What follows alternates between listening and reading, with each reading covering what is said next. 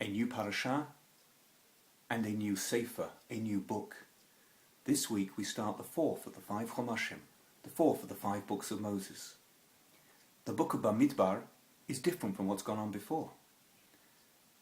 Sefer Shemot dealt with the Exodus, the redemption, culminating in the building of the Mishkan, the sanctuary, and Hashem's presence coming to rest amongst the Jewish people. Sefer Vayikra talked about how the Mishkan was to be used, the sacrifices offered in it, the special laws relating to the Kohanim, to the priests, and how Kedusha, how holiness, spread from the Mishkan throughout the Jewish camp, throughout the Jewish land, and throughout the Jewish year. Sefer Bemidbar resumes the narrative and tells the story of the Jewish people's wandering, Bemidbar, in the desert, during their 40 years of journeying, although in fact the entire book is taken up with a description of what happened in the first year and in the last year of that period. And so our opening Sidra, Bemidbar, tells us about how the Jewish camp was arranged. There's a whole new cast of characters in this week's Sidra. We meet for the first time the Nesiim, the 12 princes who represented each tribe. We meet the Leviim, the Levites, and the special role that they had to perform. And so the Sidra tells us how the Jewish people were counted. But, unlike the way in which they were counted back in Sefer Shemot, this time they're counted in their individual tribes, because the Jewish camp is arranged by tribes. We found out how many are in each tribe, and then we total up how many are in the Jewish camp altogether.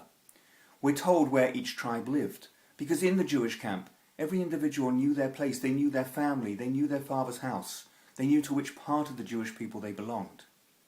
And we're told how the Leviim not only carried the Mishkan during the journeying, but when the camp was set up, their job was to provide the demarcation between the Mishkan and the rest of the camp, between the holy and, in a sense, the profane, and to make sure that those who were not qualified and not authorized to approach the Mishkan did not, because doing so could have fatal consequences.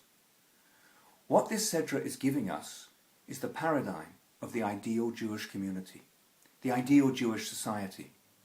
It's led by Moshe and Aaron, the rabbi and the priests respectively. The tribes have their own hierarchy and order as well. But the key facet is the arrangement of the camp, and in particular what lies at the center. We've learnt about the Mishkan as the receptacle for God's presence. We've learnt about the Mishkan as the channel for Kedusha, for holiness. Now the Mishkan fulfills a role as the center of the Jewish community, with each tribe arranged around the Mishkan. But this is how a Jewish community should be. Not just literally, that perhaps the shul, the synagogue, is physically and metaphorically at the center of the community's life and community affairs, but also in a very particular metaphorical way, because the Mishkan was not just a place of sacrifice. The Mishkan also had its own inner center, the Kodesh HaKadoshim, the Holy of Holies, and inside there was the Aron, the Holy Ark, and inside the Aron was the Luchot, the 2 tablets of stone, representing the Torah itself. And so we can see that the center of the Jewish camp was the Mishkan, and the center of the Mishkan was the Torah. The ideal Jewish society is structured around and is based on the precepts of the Torah. In that way, it can be guaranteed success. Shabbat Shalom.